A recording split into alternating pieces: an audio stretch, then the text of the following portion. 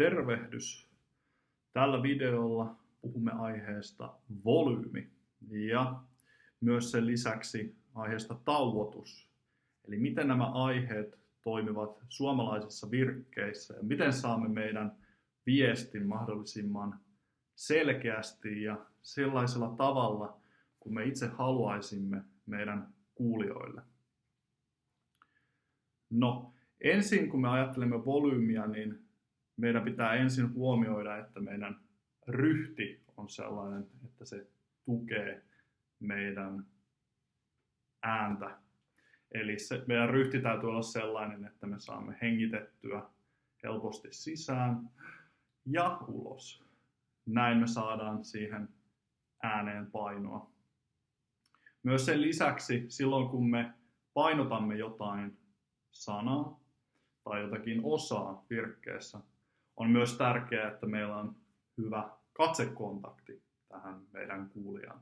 Mitä eroa on intonaatiolla ja volyymilla sitten? No, intonaatio tarkoittaa sävelkorkeutta sanoissa. Eli onko se korkea vai matala? Eli mikä on se väli, jolla se kulkee? No, suomen sanat yleensä alkavat tällaisella korkeammalla intonaatiolla, mutta sitten menevät alaspäin, kun sanat ja virkkeet loppuvat. Suomessa harvemmin kysymyksiä merkitään nousevalla intonaatiolla, mutta meillä on tiettyjä tapauksia, joissa se intonaatio voi myös jonkin verran nousta. Yleensä me kuitenkin käytetään paljon tällaista volyymin lisäystä siihen, että lisäämme esimerkiksi volyymiä silloin, kun on kysymyksessä kysymys, jota haluamme korostaa, tai jokin osa toteamuksessa, jota haluamme korostaa, joka on esimerkiksi uusi, tai jossa on jonkinlaista vastakkainasettelua. Käydään läpi vähän eri näitä aiheita tällä videolla. Kun me mietimme, että mihin kohtaan virkettä ja sanoja meidän olisi hyvä lisätä volyymiä, niin meillä on hyvä olla mielessä intentio. Mikä on meidän tarkoitusperä sillä, että mitä me haluamme kommunikoida meidän kuulijalle.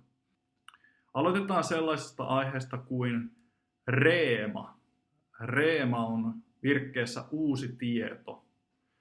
Suomen kieli asettaa uuden tiedon yleensä sillä tavalla, että se on jo kerrotun tai jo tiedossa olevan informaation perässä.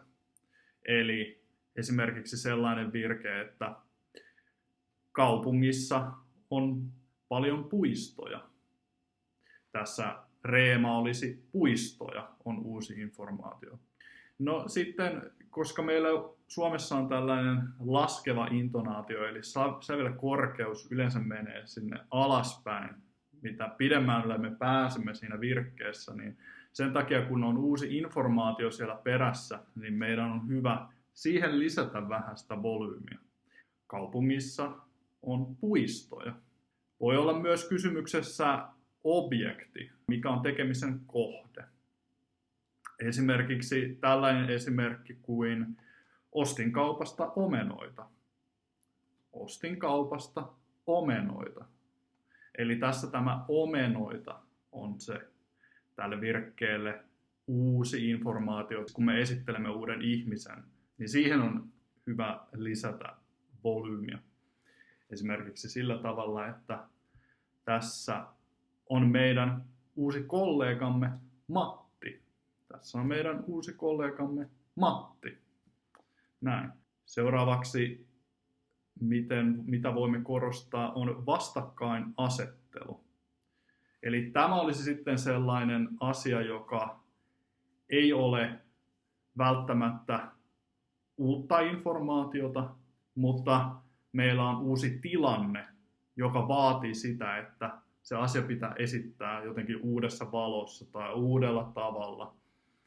Eli tämä on sellainen tapa, joka voi korjata väärinkäsityksiä jostakin aikaisemmasta tilanteesta. Esimerkiksi, että minä jään. hän menee. Minä jään, hän menee. Tai hän jää, minä menen. Hän jää, minä menen.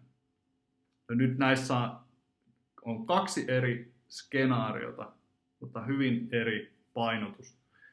Eli meidän pitää tällä vastakkainasettelulla kertoa, että tässä tilanteessa voisimme olettaa, että tilanne on muuttunut jollain tavalla. No, minä jään tai hän jää. Meillä seuraavana aiheena olisi kysymyssana tai kysymyksen tällainen liite, eli tällainen kysymyssuffiksi. Eli kysymyksissä on tyypillisesti hyvä lisätä vähän volyymiä niihin sanoihin, missä on kysymyssuffiksi. Eli suomessa se on tämä ko tai kö. Tuletko ruokalaan kanssamme? Tuletko? Tuletko ruokalaan kanssamme? Tai lähdetäänkö ravintolaan?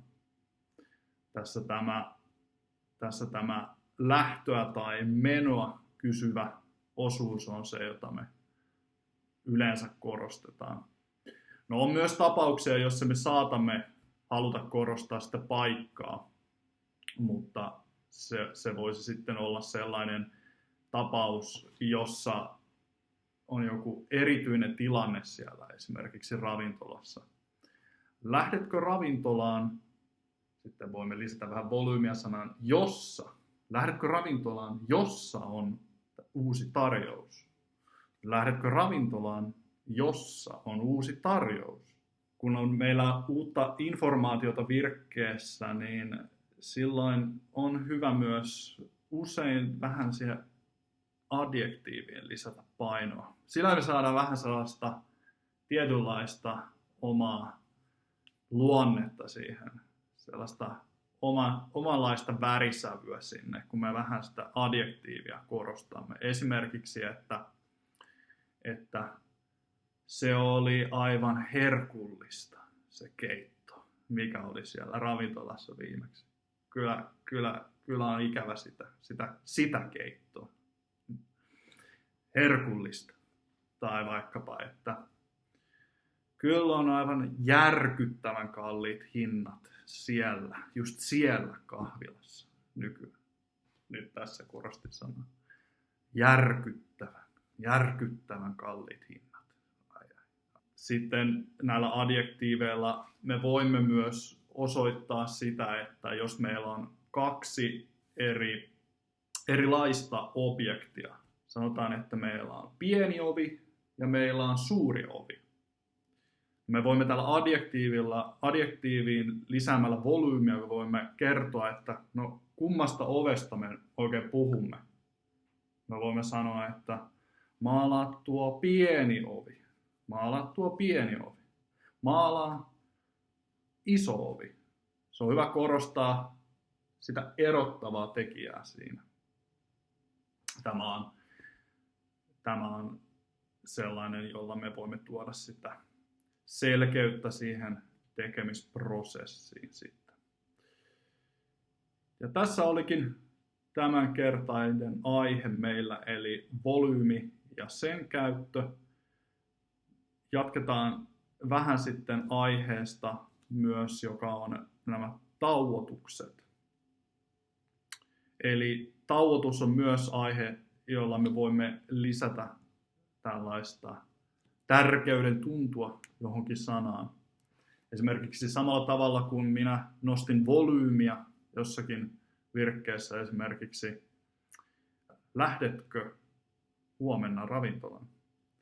Lähdetkö huomenna ravintolaan? Eli siihen volyymin nostaessa, kun laittaa vähän vielä taukoa, niin saa vielä vähän lisäefektiä.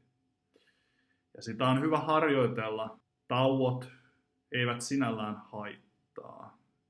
On hyvä opetella, on hyvä tulla niin kuin mukavaksi sen olon kanssa, sinuiksi sen kanssa, että välillä voi joutua pitämään hieman taukoa.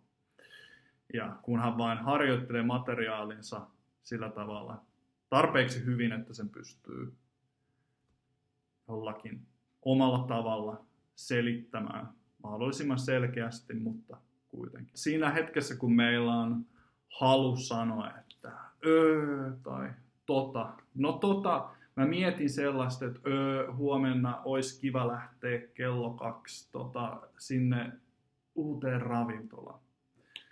Niin voit tehdä sellaisen ajatusharjoituksen, että silloin kun ei ole ihan varmuutta, että miten mä nyt jatkan tätä virkettä, niin ajattele sillä tavalla, että silloin kun virke loppuu, niin se on piste. Sanot mielessäsi, että piste. Ja suu menee silloin kiinni. Piste. Näin. Ja sitten kun ajattelet vielä, että virke jatkuu, no se on sitten, vaikka ehkä kieliopillisesti paperilla, mutta mielessä voit ajatella, että siinä olisi niin kuin pilkku. Se jatkuu sitten sen jälkeen. Että, no, minä ajattelin, että haluaisitko, nyt minulla oli mielessä pilkku, lähteä huomenna sinne uuteen ravintolaan. Miten olisi? Tässä minun aiheet tästä volyymin käytöstä ja sitten tauotuksesta. Kiitoksia, kun katsoit videon ja nähdään seuraavissa aiheissa. Se on moro!